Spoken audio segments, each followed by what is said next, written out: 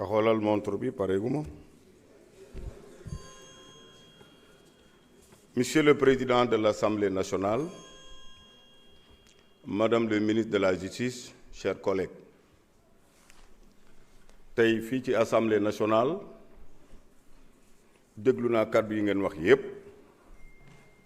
yow mi Madame le ministre bindi lettre adressé ko à l'Assemblée nationale ñu lever l'immunité parlementaire Mouhamadou Ngom di Farba ak yi ñu ci wax yépp te ngay jigéen am nga borom kër am nga doom am nga goro bu doon tey sama morom góor moo toogoon sa place bi nga nekk suñu toogee fii ci Assemblée nationale bi dina am lu bari lu ma wax ndax ku ma xool déglu naa ci say kàddu ci say conférence de presse ne feebaruma dara jotuma maa ngi sant yàlla je suis pas mourant deewaguma nag te loolu ci loxo yàlla la ne nit warul yéenee moromam jullit mu feebar.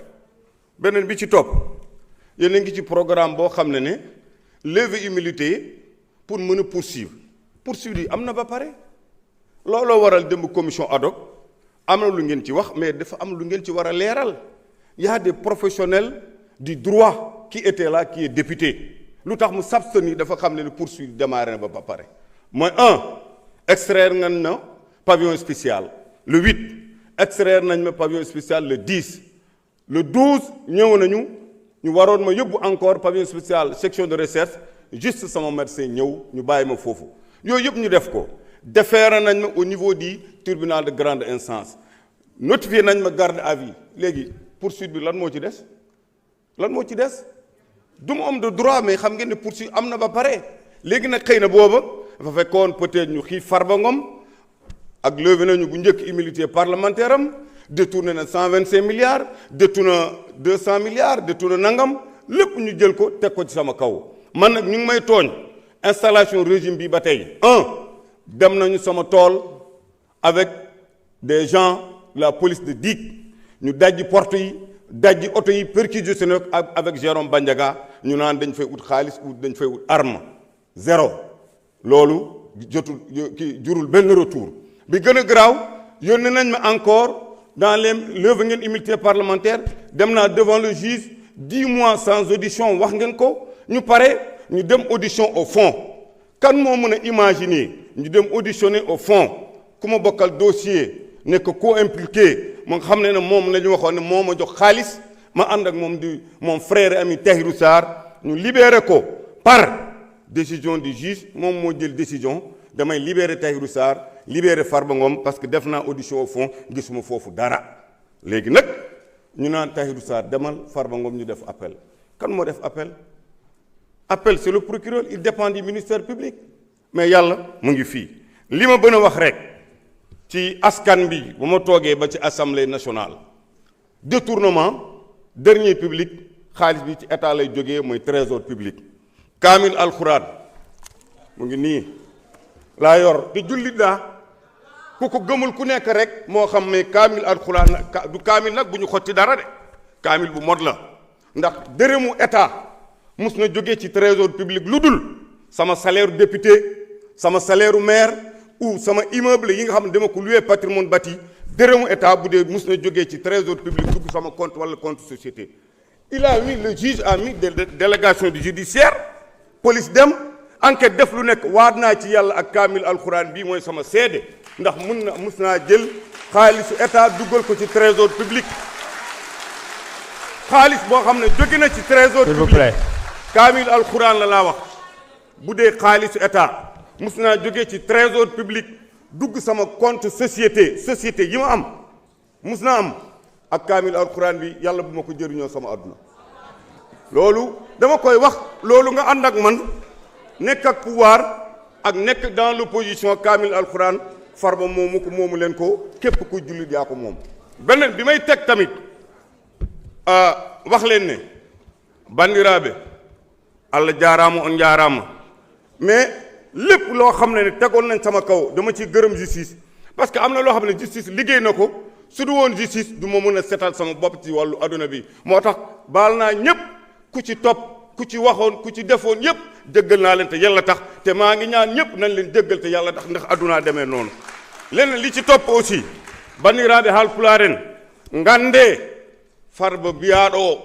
ko mawɗum mboɗo yetti Allah kono mbuɗu ngu laamu jeyi trésor public kamil alquran mbanni seede meeɗani nadde compte société mo joguimi ɗum woni ko jinnomi haalde Allah jarama on jarama. Merci beaucoup. Merci beaucoup. Y a-t-il un orateur contre?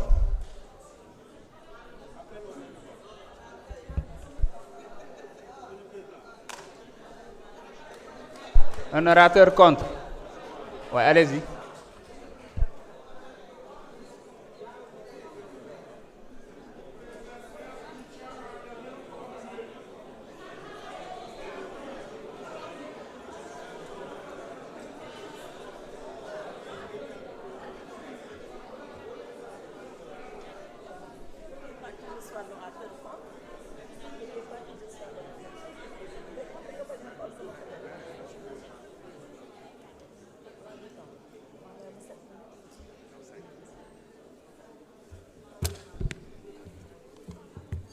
Je vous remercie, Monsieur le Président.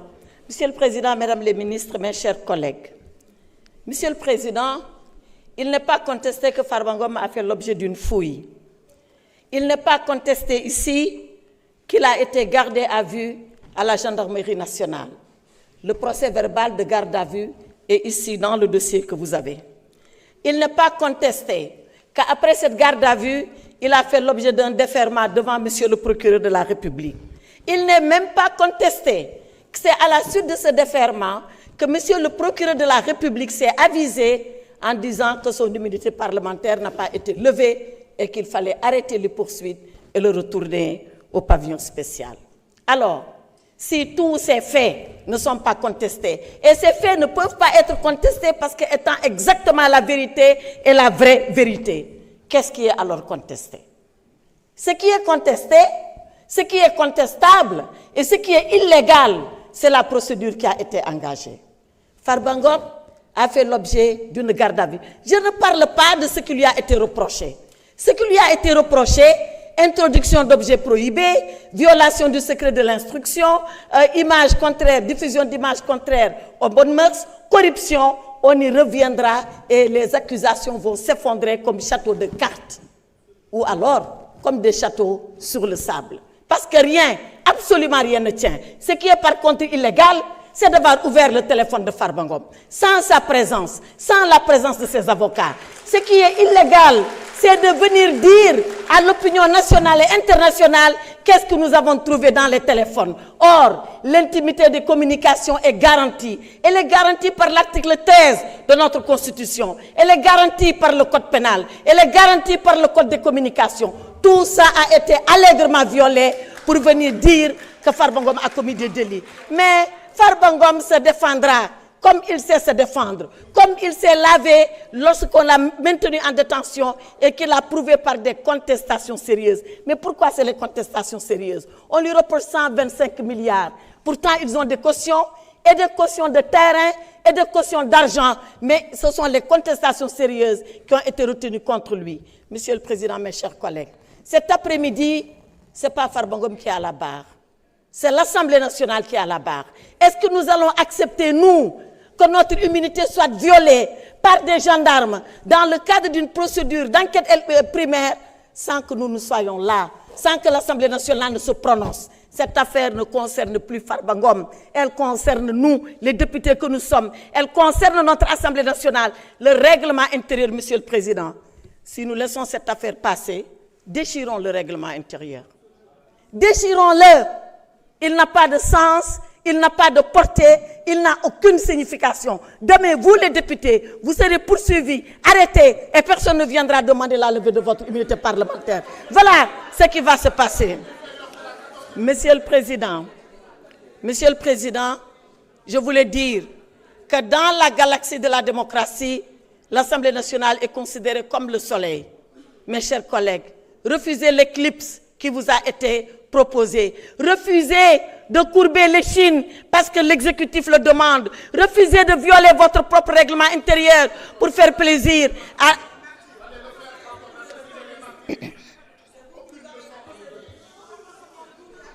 S'il vous plaît.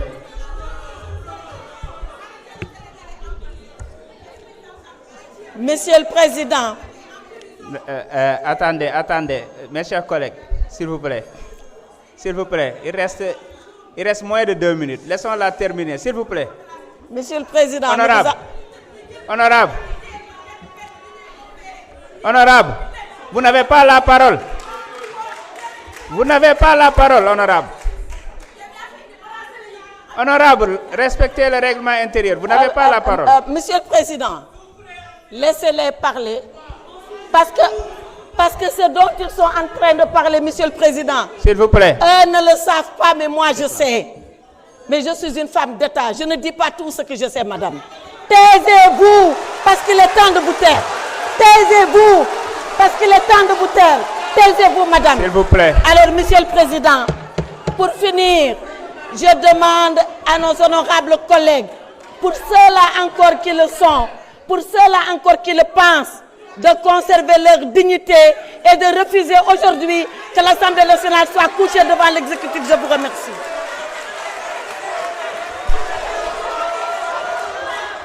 Mes chers collègues, je suspends la séance. Nous allons... Mes chers collègues, écoutez s'il vous plaît. Je suspends pour 20 minutes. Je vous donne rendez-vous à 17h20. La séance est suspendue.